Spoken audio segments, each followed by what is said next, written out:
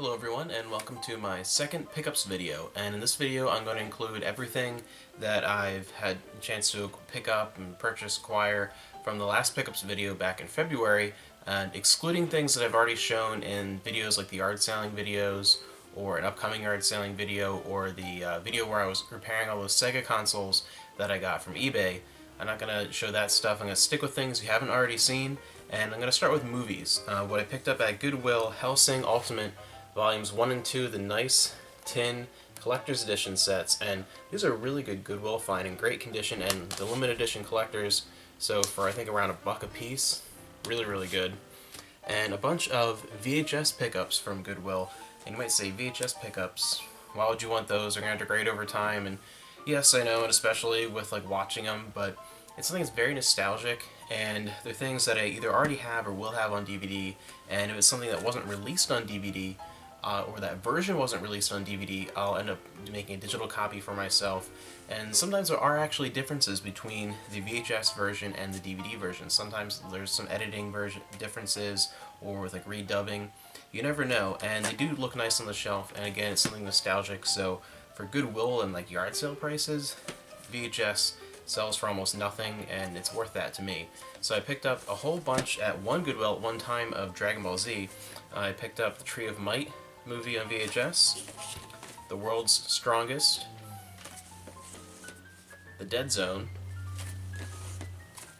The History of Trunks, and Bardock the Father of Goku. So that was a really cool find. These are all ones that I used to have back in the 90s when I was a kid on VHS, so it was great to have those again, add them back into my collection. I also found a VHS copy of Ninja Scroll, which is a classic anime right there. And a really old VHS copy of The Evil Dead, and I think this is the original run. It has the date 1979, which, I mean, that's really old for VHS. That is incredibly old. HBO video. I haven't looked it up to see any specifics about the release, but I feel like this is probably one of, if not the first, release of The Evil Dead on VHS. So that's a really cool find, and the plastic was sealed all the way, except for some reason the bottom was open, but the plastic was sealed slightly around it, so it had never been taken out, so it's basically brand new, never been washed. So that's a great find. And one that is still sealed, Hercules in the Underworld. If you remember the Hercules Legendary Journeys TV series in the 90s, it originally started as a series of made-for-TV movies that was later turned into the actual weekly series, and the first half of season 1 is comprised of those movies. And I don't believe the movies were released individually on DVD. I think because at that time it was already considered the first half of season 1, it was all released as part of season 1 on DVD. But on VHS they were released individually, and this is Hercules in the Underworld, which happens to be my favorite of those original movies. That was a really cool find. And I did get 2 movies off of eBay, not from Goodwill or anything like that, and they are both really interesting Sega finds that I found. This is actually a retail video for the Dreamcast for first quarter 2000, I believe. Let me just double check. Yeah, first quarter 2000. So right after it came out in North America, came out, of course, September 9th, 1999, and this is what would be playing in retail stores advertising games for the Dreamcast. It has a bunch of in-store retail videos and some commercials, some of which were shown on TV, some were only just in-store promotional things, and it's a very cool find, just a short video that would play on a loop in stores, but it's a really cool piece of Sega history to have. And something that I never knew existed. I mean, as I said, I've just got a Saturn for Christmas. If you saw my first pickups video, you saw a lot of Sega Saturn stuff I collected, and one of my favorites so far is Panzer Dragoon, and I found a VHS of the Panzer Dragoon animated movie. And it's actually not a very good movie, to be honest, but it uses a lot of the same animation from the actual games, a lot of the graphics mixed in with an anime style. It has very similar music, and it's a very just unique, cool, collectible piece to add to my Saturn collection. The last movie-related thing that I found was an old VHS box set of the original Star Wars trilogy, and this is actually the same box set that I used to have at home. And what's nice about these, and why I like these, is The Return of the Jedi. This is the last release that had the original song, the original like Ewok victory song at the end, without all the added stuff from the re-release to theaters. And I love that song, and it fits it so much better. And it actually sounds like, you know, the Ewok village singing and celebrating. So this is a great set, one I have a digital copy of. The original Star Wars trilogy, really cool box set, really nice find. Moving on to books and that sort of related thing, my wife really liked the old Sonic Kids books, and she found one for really cheap online that she used to have. This was one of her favorites, and she was always a huge fan of Sonic growing up. She was definitely more of a Sega kid than I was, and now I think it's kind of going the other way around where I'm the bigger Sega guy, but who knows. Definitely turning into very slowly a Sega household over here. But here we go, this is really cool. I didn't even realize there was a big series, actually, a whole bunch of these, and she had a lot of them, but this is the one she found online. And we got a bunch of strategy guides. Animal Crossing: A New Leaf for the 3DS, actually a really thick strategy guide here. Strategy guide for The Elder Scrolls 3 Morrowind. The Bouncer, not really a game you need a strategy guide for, but it has a lot of cool, interesting art that you won't necessarily find outside of the strategy guide. And my brother actually found for me a strategy guide for Devil Summoner on PS2, which is really, really nice and in great shape. And I absolutely love having this. Man, anything Shin Megami Tensei is awesome. The last two big book finds were actually at a place called Ollie's, which is sort of a surplus store. They get lots of really, really cheap things, brand new, lots of surplus from bigger stores. And I got the 30th anniversary Capcom character encyclopedia, which is a really unusual find for that place, and a really great encyclopedia that just has a whole bunch of Capcom characters listed in alphabetical order by their names, and a bunch of descriptions about who the characters are, a little bit about what games they've been in. A really nice hardcover book if you're a big Capcom fan. And probably the cooler find, because my wife and I are both huge Star Trek fans, and she loves especially The Next Generation. That would be my second favorite series, but definitely her first.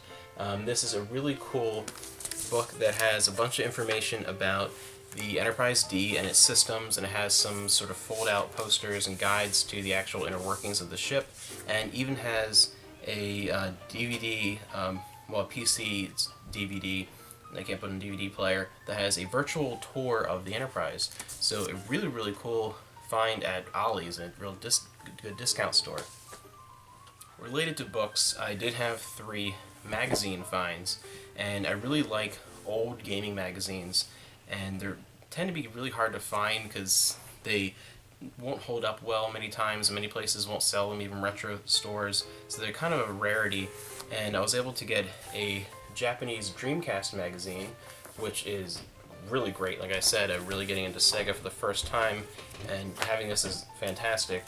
And even cooler though, I have 2 Sega Saturn Japanese magazines. And especially for the Saturn, having a Japanese magazine is great, because in North America we missed out on so many releases for the Saturn. We got about less than a quarter, honestly, of all the releases. So almost everything that's listed in here, everything that's shown, we didn't get. And this one especially has the cover. One of the features is Soul Hackers, Devil Summoner Soul Hackers. And these are huge magazines. I don't know if you can tell exactly how thick these things are. It's crazy compared to a normal magazine. They're absolutely huge. And there are no ads in here, with the exception of ads for Sega Saturn stuff. So I wouldn't really consider them like ads. Like, it's not like shaving cream ads or anything like that. Like, it's all actual content, full of reviews, full of interviews. There are actually parts of strategy guides. I mean, there's a partial strategy guide for Panzer Dragoon Saga in here. There's a partial strategy guide for like Sakura Taisen 3 and like all kinds of stuff, and Soul Hackers. And these are absolutely huge magazines that they're fascinating and in perfect condition. I mean, they're definitely one of the most exciting finds I've found here. I mean, just magazines, but there's something special, there's something collectible, there's something that I really love to have as I get more into collecting memorabilia for Sega-related stuff. These are fantastic. Alright, I'm finally getting into the stuff I know you guys really want to see, the gaming stuff. And these 2 you probably already saw if you follow me on Facebook. I found at Goodwill 2 Sega CD games, which is a really unusual find, especially at our Goodwill. You don't find a whole lot of video games, and if you do, it tends to be really common, fairly recent stuff. So to find intact Sega CD games was a really, really exciting find. And I was able to get, finally, for the PCFX, Team Innocent, which is probably one of, if not the most common game for the PCFX. It was a launch game, and it's not considered to be like one of the best. What I've sort of come across in reviews is that it's good but not amazing. But for some reason, in watching reviews and reading reviews and looking up video game footage, I've seen a partial playthrough of the whole game. For me, it actually really fascinated me, and for some reason, I'm actually more interested in this than the majority of games on the system, and I don't really know why. There's something about the music, something about the art style, and the gameplay. There's just something that really attracts me to it. So I'm really happy to get this. Like I said, it's one of the more common games on the system, but it's something that for me is one of my most wanted games on the system. Just a personal preference there. I really, really love it. This just looks absolutely incredible, and I love the cases here. I love the big, thick, almost computer-style cases. I mean, the PCFX in a lot of ways is kind of a consoleized window into late 80s, early 90s Japanese like computer stuff, like a lot of things that you'd find on like PC 9821s and things like that from NEC. But I love these cases. I love just the art. Something about this game really, really attracts me. Team Innocent, really nice pickup. I'm very glad to have. Moving on to Sega stuff, we got 2 packs of demo discs, and again, collecting Sega Dreamcast stuff. There's a bunch of official Sega Dreamcast magazine demo discs. There are only 12 of the official magazine here in North America, and they're all North American demo discs here. And it's really interesting because it has demos of games that I don't have sometimes. There's 1 or 2 of games that weren't released in this region, and there's some really interesting demos that show stuff that wasn't really in the final game. There's a really nice promotional video for Shenmue.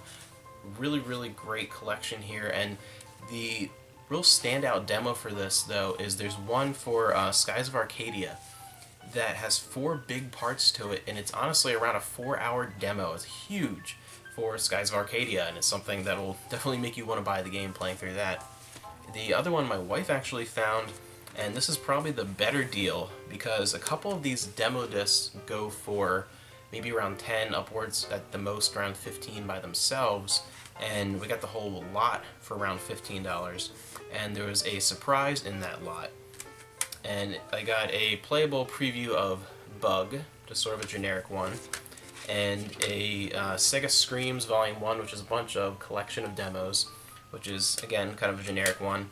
But the best finds were a demo of Nights into Dreams, love that game, and a playable preview of Panzer Dragoon, the first one, and this is one of the ones that goes for around the $10 mark by itself, so almost the price of the lot. But the best part of that lot was Virtual Cop, because it's not actually a demo, even though it was in with a bunch of demos, and the seller thought it was a demo. It's the full game of Virtual Cop. And you probably thought it was a demo because it's in the regular jewel case, it's not in the normal Saturn boxes, and it says not for resale on the bottom, and you just looking through it, it looks like the demo disc. It doesn't look like the North American releases of full games. But what this was this was in a pack with a GunCon, one of those big, you see like GunCon packs, like things like Time Crisis and Ninja Assault, things like that will come with that. And it'll be in a jewel case rather than in a large case. So he thought he had a demo, and I thought I was buying another demo, and it was already a really great deal, but we got a full game.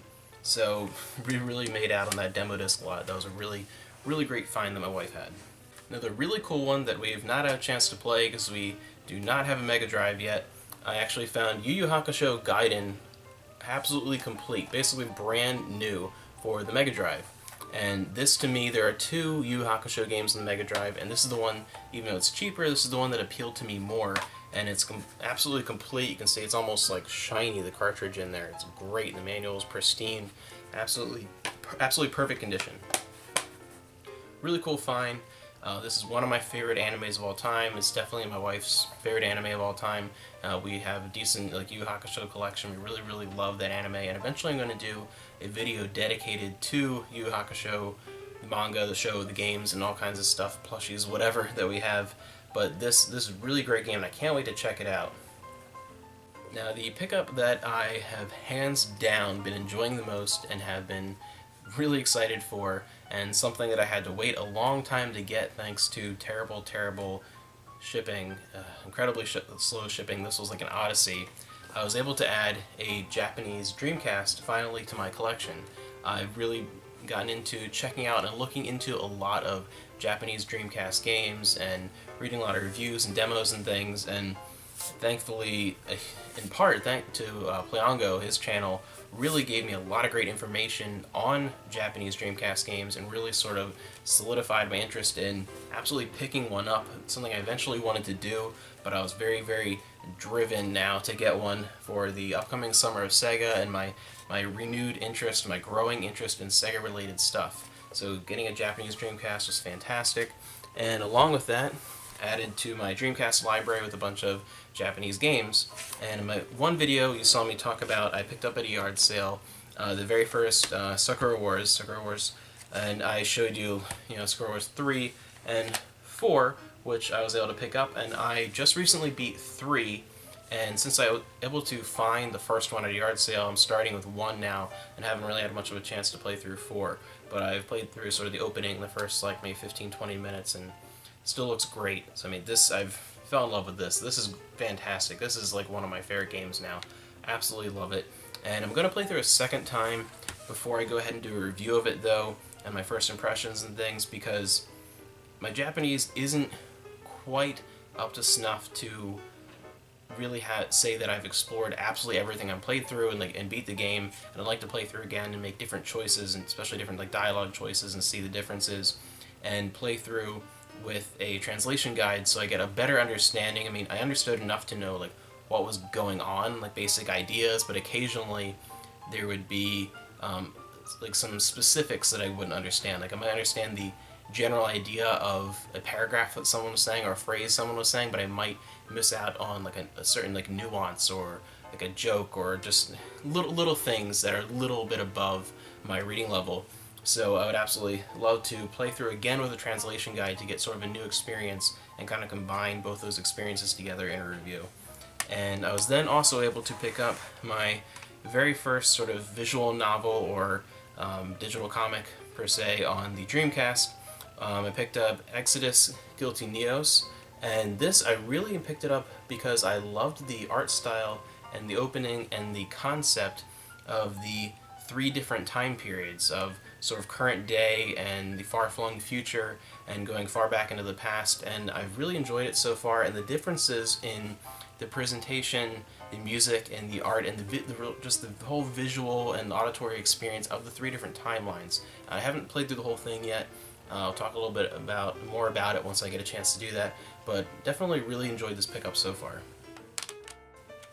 I also got the Japanese version of Dead or Alive 2 for the Dreamcast, and this one as an arcade game. There really isn't a whole lot of difference between the North American and the Japanese version, but I really like the cover here and the look of the disc better than North American version, so I was happy to get this one. And the last 2 pickups, I got Biohazard or Resident Evil Code Veronica, and I was able to get this really great edition with this is sort of the normal cover, and it's all very similar to the North American copy here. A little bit of differences on the back, but pretty close. But it has this really nice ruby red sleeve, which is just sort of a really cool extra to go with the game. And I really am happy that I was able to get this edition. It looks so much better on the shelf, and it's more protected, and just it's great. I'm so happy to have that. And one of the hands down best finds for the Japanese Dreamcast so far. Love this game. A Japanese copy of Shenmue. I can't wait to play through. I played through part of the first disc so far. I'm going to eventually sit down after I do my second playthrough of Sakura Tyson 3 and play through the whole thing in Japanese, and man, I gotta tell you, the differences in the voice work makes just a whole new experience. I mean, for me, I never got a chance to play the PAL version of Shenmue 2. I've only played the North American Dreamcast version of the first game and the North American Xbox version of the second game, and those both have the really kind of terrible, cheesy English dub. And I'll talk a lot about how there are pluses and negatives and how I'm glad that version exists, but this is definitely the superior version of the original Japanese voice acting. I mean, the voice acting is just, it's a whole new experience. I'm really loving this. Having a Japanese copy of Shenmue, fantastic. And at an even larger scale of epicness than getting a Japanese Dreamcast and experiencing those games for the first time is easily my greatest find. This is, you see it's in a protective case here, so there's a little bit of a glare, but you'll recognize Soul Reaver 2 for the PlayStation 2. And for those of you that know what that is and are into the series, it might seem like nothing really special. I mean, it's a fairly common game. It sold really, really well. It's very easy to find used for, you know, the $10 to $15 range, no problem. But this is very unique. First off, it's sealed. It's completely brand new, which, for starters, that's already a great thing. Already ups the value and the collector's value. But on top of that, it is the Japanese version of Soul Reaver 2. Something that a lot of people don't even know exists, because in Japan, they only got 2 entries in the entire series. The original game, which over there was called Kane the Vampire, which is also very hard to find, and then they missed Soul Reaver, and they missed the 4th and 5th game, but they got Soul Reaver 2, brought over by a different company actually, published over in Japan, and very, very few copies. It's something that's very unknown. It's not something that really sold well. It's not very common. So, and all the voices are redone in Japanese. That's the nice thing. It's not just Japanese subtitles. The cool thing about it is that the voice work is redubbed in Japanese, which makes it really, really unique. This is a fantastic game, and personally, it's one of my favorite in the series. I'd say probably top 2. Even though a lot of people think that it's a little bit shorter, a little too story-heavy compared to things like Blood Omen 2 and Defiance, I really love the direction that this went. And to get one of my favorite games in the series, this is an incredibly unique version and sealed, like brand new sealed. That's something that really blows my mind. So, very, very difficult to find game, something that's fairly rare, fairly expensive, and something that's very unknown. A lot of times you have a rare and expensive game that so many people are, you know, seeking out, so many people are trying to get, and it drives up the price, and everyone wants one.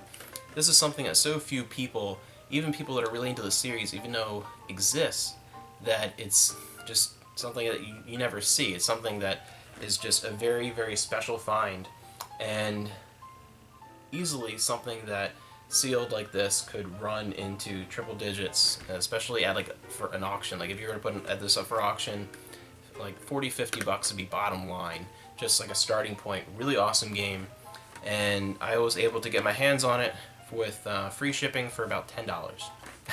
That just shows you how amazing you can find that, you know, things on eBay, searching under Dreamcast merchandise, finding a sealed PlayStation game. Very odd, but that's how you find these great deals, is you look for things that are unusual. You look for places where you wouldn't expect to find what you're looking for. You look for mistakes. You look for things that people don't know what they have. You look, you know, yard sales, garage sales, you know, used stores, surplus stores. That's how you find stuff for cheap, and that's how you find really great things. So again, just showing the stuff that will not be included in any of the yard selling things, and trying to kind of keep those separate and not do as many big pickup videos, but just some absolutely fantastic stuff. I'm really happy to add this to my collection. I hope you guys enjoyed seeing all this, and if you have any questions about any of these games, things you've never heard of before, if you want to share your experiences, what pickups you've had since February, been, you know, about a quarter of a year or so. What have you guys picked up? What have you explored? And let me know if there's anything that you see in any of these pickup videos or yard selling videos that you'd really like to see some gameplay of, that you'd like to see my impressions or even like a full review. Just if there's something that you are interested in, let me know in the comments below, and I'll be sure to respond, and maybe even make a response video depending on what you ask. I really enjoy making these and sharing this stuff with you, and I hope you guys had fun.